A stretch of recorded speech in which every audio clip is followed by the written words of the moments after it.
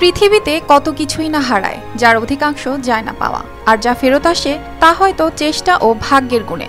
তাই তো এক যুগেরও বেশি সময় ধরে নিখোঁজ মাকে খুঁজে পেলেন সন্তানরা। আবেগাশ্রুত এই দৃশ্য সিনেমার গল্পকেও যেন হার মানায়। দীর্ঘ 12 থেকে 13 বছরের মাথায় আইসা হঠাৎ করে একদিন ফেসবুকের মধ্যে তার ছবি দেখে আমরা শনাক্ত করি যে এটাই আমার মা। তার বাড়িতে ফিরে আনি বেনাপোল হয়ে। এখন আমার মা আমাদের কাছে আছে, বাড়িতে আছে। আমরা তারা খুবই খুশি, বাড়ির সবাই খুশি। খোঁজ না পেয়ে একটা সময় আশা হারিয়ে ফেলেন স্বজনরা। মাকে না পেয়ে ভেঙে পড়েন পরিবারের সদস্যরা। সবাই ভেবেছিল হয়তো তাকে আর যাবে না পাওয়া, আর এভাবেই কেটে যায় দীর্ঘ এক যুগ। একসময় নিরাশার আলো যেন আশার আলো হয়ে ধরা দেয়। ফেসবুকের কল্যাণে ও ভাগ্যের গুণেই বাড়ি ফিরেন তিনি। বলছিলাম 12 বছর আগে হারিয়ে যাওয়া যোগুনা বিবির কথা। 12 বছর পরে তারে পাওয়া গেছে ফেসবুকের মাধ্যমে। খবর নিয়ে তারপর আবার আমরা তাদেরকে যাই আনছি, আইনা তারপর আমার হাজবেন্ড আমার নন্দেরা যাই আইনা তারপরে বাসা আনছে। যোগুনা বিবি মানসিক ভারসাম্যহীন হওয়ায় মাঝে মধ্যে কাউকে কিছু না বলেই বেরিয়ে যেতেন বাড়ি থেকে। এর আগে যোগুনা বিবিকে নিজ জেলায় খুঁজে পাওয়া গেলেও শেষবার সীমানা পেরিয়ে চলে যান ভারতে। আমাসি এটা কয় টাকার নোট? এটা কয় টাকা? আরে এটা কয় টাকা?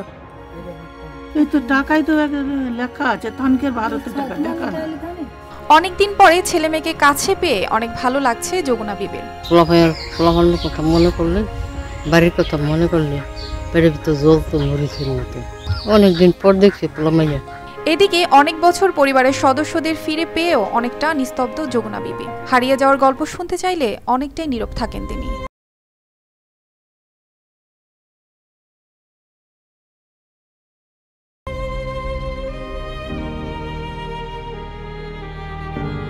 শরীয়তপুরের জাজিরা উপজেলার ড্যাঙ্গর ব্যাপারীকান্দি এলাকার বাসিন্দা যোগুনা বিবি 2011 সালে নিখোঁজ হন। গেল রমজানে উপজেলার মাসুদ রানা নামের ফেসবুক ব্যবহারকারীর আইডিতে কমেন্ট করেন ভারতের কলকাতা থেকে আজিজুল শেখ। সেখানে তিনি যোগুনা বিবির কথা বিস্তারিত জানান। বাড়ির উঠানে, বাড়ির বাইরে, এখানে ওখানে বসে থাকতো। ওনাকে দেখতে আমার দাদির পুরো ফেস আমরা খুব ভালোবাসতাম। নিজের দাদির পরিচয় দিয়ে দাদির মতো দেখতাম।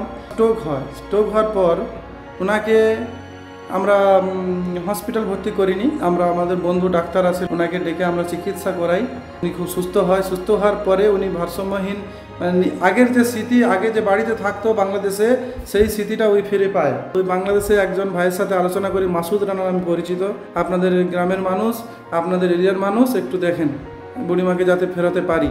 বুড়িমার জন্য সেই কাজটা আমরা সফল করতে পেরেছি। আল্লাহর রহমতে বুড়িমা ওখানে গিয়েছে, আমরাও যাবো ইনশাআল্লাহ বাংলাদেশ, পাসপোর্ট ভিসা লাগিয়ে। গেল 30 এপ্রিল তার পরিবার কলকাতা থেকে বেনাপোল দিয়ে নিজ বাড়িতে ফিরিয়ে আনা হয় যোগুনা বিবিকে। দীর্ঘদিন পর তাকে কাছে পেয়ে আবেগে আপ্লুত হয়ে ওঠেন পরিবারের সদস্যরা। তাকে নতুন করে ফিরে পেয়ে খুশি স্বজন ও এলাকাবাসী। ইদানিং কিছুদিনের মধ্যে আমরা খবর পাইছি যে উনি ভারতে আছে। ভারতের তো ওনার বাড়িতে আনা হয়েছে, বাড়িতে আমরা আনছি। এখন এলাকাবাসী বা আমরা সবাই খুশি। 13 বছর ধরে নিখোঁজ ছিল, ঠিক আছে। আমরা মনে করছি যে মরে গেছে, তাই না, এখন দিয়ে মোটামুটি বাচ্চা আছে। আমরা খবর পাইছি ইন্ডিয়া আছে, ইন্ডিয়ার তারা না আনছে, সবাই আমরা মোটামুটি আনন্দ অথবা খুশি আছি। ফেসবুকে পোস্ট দেওয়া যুবক মাসুদ রানা জানান, প্রাণের জাজিরা নামের ফেসবুক গ্রুপে পোস্ট দিলে যোগুনা বিবির পরিবার তার সাথে যোগাযোগ করে।